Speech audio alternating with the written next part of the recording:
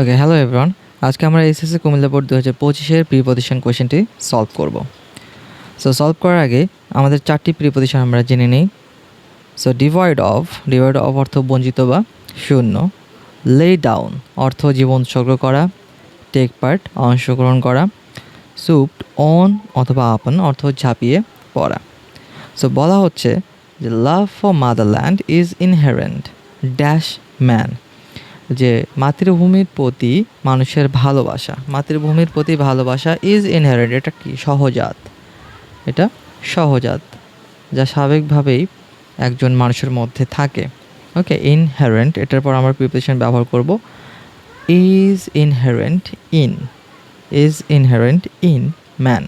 Okay, a man who is devoid, আমরা দেখলাম ডিভয়েডের পর ব্যবহার করা হবে অফ, ডিভয়েড অফ লাভ, একজন মানুষ যার মধ্যে ভালোবাসা নেই ফর হিজ মাদারল্যান্ড, মাতৃভূমির প্রতি, is not a true patriot, সে একজন প্রকৃত দেশপ্রেমিক নন।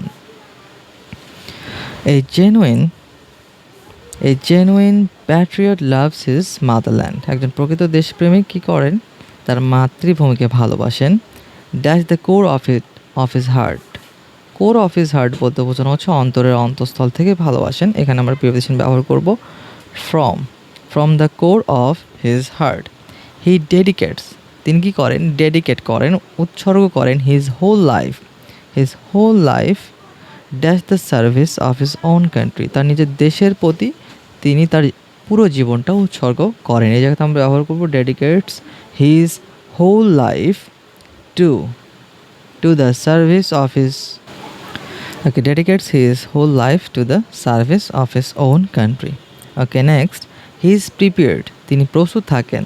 টু লে, আমরা দেখলাম যে to lay down his life for the greatest interest of his country. He is prepared, তিনি প্রস্তুত থাকেন। Two lay down his life, তার নিজের জীবন উৎসর্গ করার জন্য, for the greatest interest of his country, তার দেশের প্রতি। ওকে, যে দেশের জন্য তিনি জীবন উৎসর্গ করার জন্য সর্বদা প্রস্তুত থাকেন।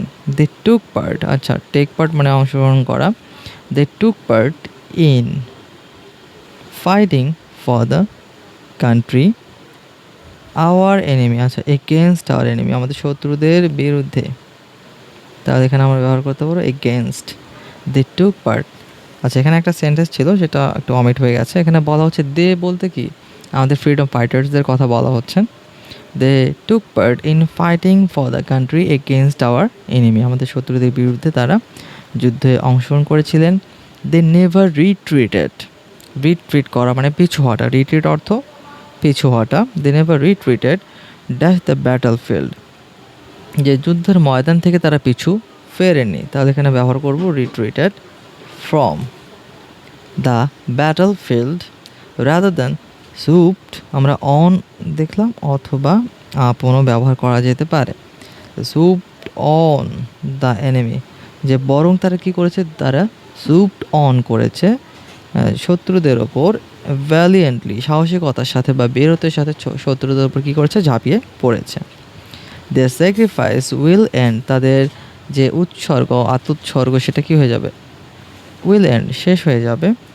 ড্যাশ ভেইন মানে কি বৃথা যাওয়া, ভেইন অর্থ বৃথা যাওয়া, বৃথা হয়ে যাবে। If we fail to build our own country, যদি আমাদের নিজেদের দেশ আমরা গড়তে ব্যর্থ হই, তাহলে এখানে আমরা ব্যবহার করব their sacrifice will end in vain, ব্যর্থ হয়ে যাবে if we fail to build our own country. Thank you.